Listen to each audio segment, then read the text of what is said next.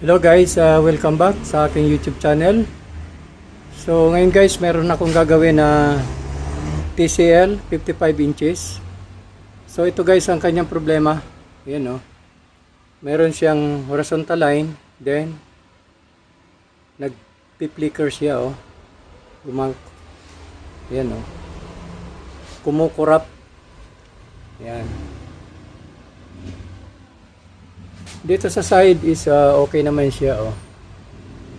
Pero dito sa left side, yun ang may problema. Ayan.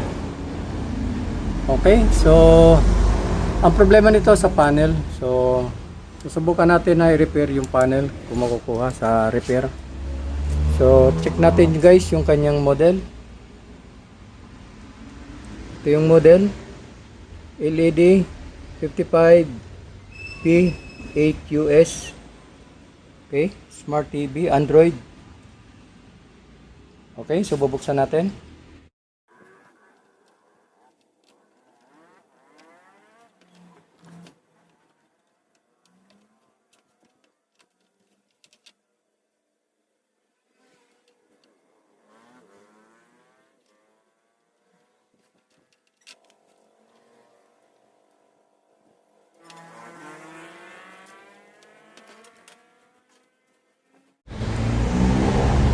Okay guys, testing ulit natin.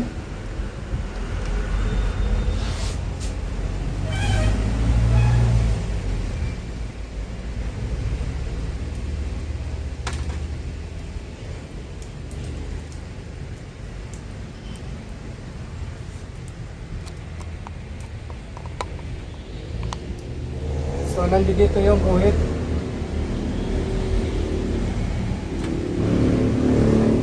Yan o. Nandito yung mga horizontal line.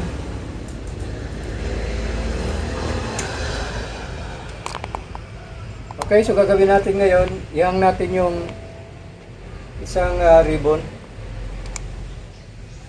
Itong side na ito, papunta dito. Okay. Unplug muna natin.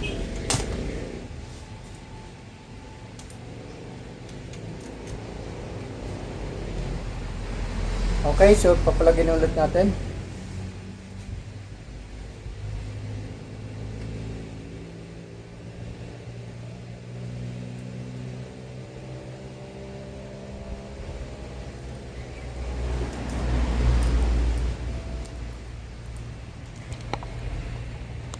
So guys, ito malinaw oh, malinis siya oh.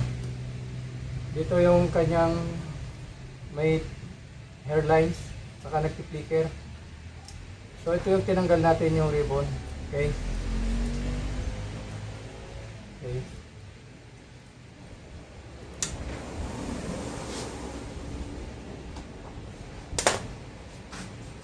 So ibabalik ko ito guys.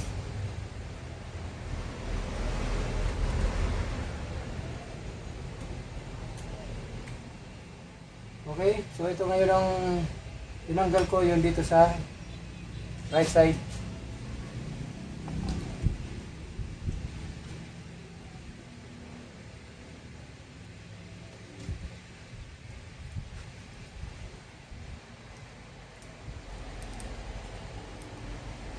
So yun guys, wala tayong nakitang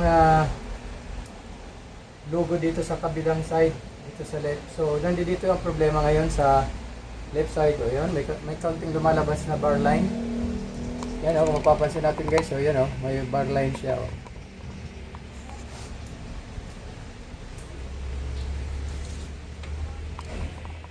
Yan. Okay, so ngayon babalik natin ito.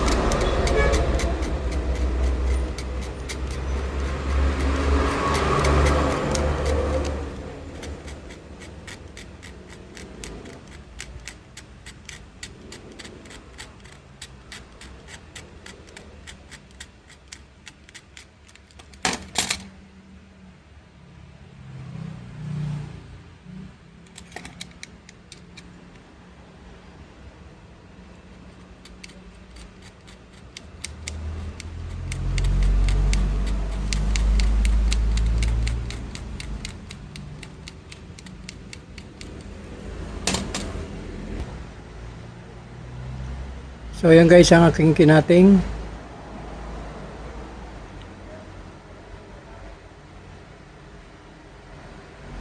Eight clock signal tapos yung LC1, LC2.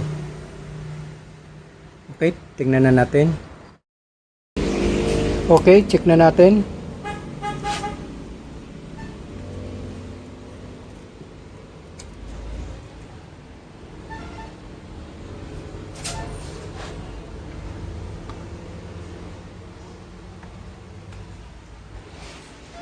Yan, okay na siya, oh. Yan. Wala na yung nagpi-flicker dito sa side na to. Yan.